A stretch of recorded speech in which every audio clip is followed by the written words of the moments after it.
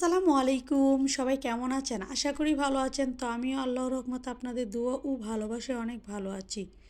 তো আজকে কি কি রান্না করলাম সেটা আপনাদের সাথে শেয়ার করছি। তো আমার মায়ের হাতে আজকে কিছু অন্যরকম রান্না করেছি, গ্রাম্য পদ্ধতিতে আমার মায়ের রেসিপিতে ফলো করে। তো আমি কিছু রান্না করেছি আর কি। তো আজকে তো শুক্রবার, বৃহস্পতিবারে কী কী রান্না করেছি সেটা আপনাদের সাথে শেয়ার করছি। তো সবাইকে জুমা মুবারক। সবাই কেমন আছেন? আশা করি ভালো আছেন। তো এখানে আমি প্রথমে নিয়েছি তিতির ডুকা, তিতা শাক বলে এটাকে, আমরা গ্রামে বলে তিতা শাক থেকে আমি ডগাগুলো আলাদা করে নিয়েছি। এখানে আলু কেটে নিয়েছি, নিয়ে প্রথমে আমি সিমের বিচি ভেজে তারপর ডগা আর আলুগুলা দিয়ে তারপর একটু মরিচের গুঁড়ো, একটু হলুদের গুঁড়ো, একটু লবণ আর কাঁচামরিচ দিয়ে আমি একটু সিদ্ধ সামান্য ভাপিয়ে নিচ্ছি আর কি।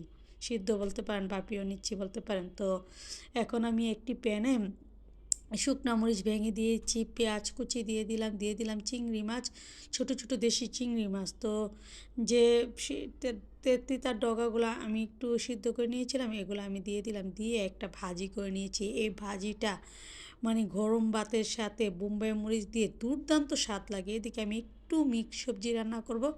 তো বুটের ডালটা আমি আগে থেকে ভিজিয়ে ভালোভাবে ধুয়ে পরিষ্কার করে নিয়েছি। এদিকে আমি কিছু কালারফুল সবজি নিয়েছি আর সব ধরনের মশলা দিয়ে দিলাম, দিয়ে একটু পানি দিয়ে বসিয়ে দিলাম। বসিয়ে এদিকে আমি ভাজিটাকে নেড়ে চেড়ে একদম ভালোভাবে ভাজা ভাজা করে উঠিয়ে নিচ্ছিলাম।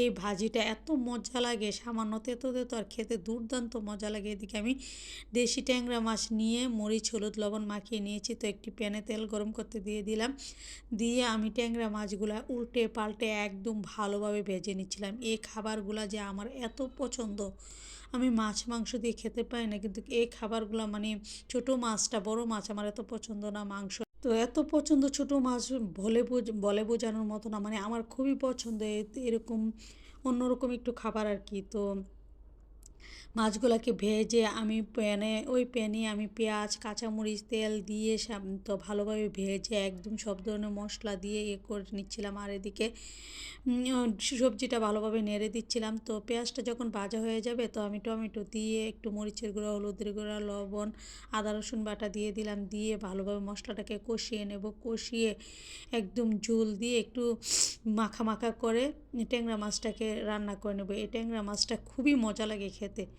তো এদিকে আমি ট্যাংরা মাছটা প্রায় হয়ে গেছে। তো একটি শিং মাছ ভালোভাবে পরিষ্কার করে ডলে নিয়েছি, দেশি শিং মাছ, আর বেলুম্বু ফল নিয়েছি, টমেটো নিয়েছি। তো এখানে পেঁয়াজ ভেজে আমি সব ধরনের মশলা দিয়ে তো একটু মশলাটা কষিয়ে শিং মাছটা দিয়ে দিলাম। টক রান্না করবো, এই বেলুম্বু ফলটা দিয়ে টক রান্না করলে এত মজা লাগে, টক টক, এটা আমার খুবই পছন্দের।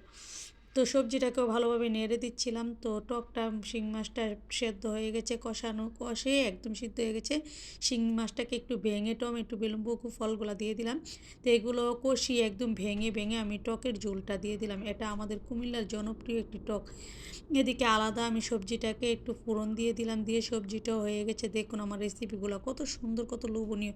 তো আমার ভিডিও ভালো লাগলে লাইক কমেন্ট শেয়ার দিয়ে পাশে থাকবেন। আল্লাহ হাফেজ, আসসালামু আলাইকুম।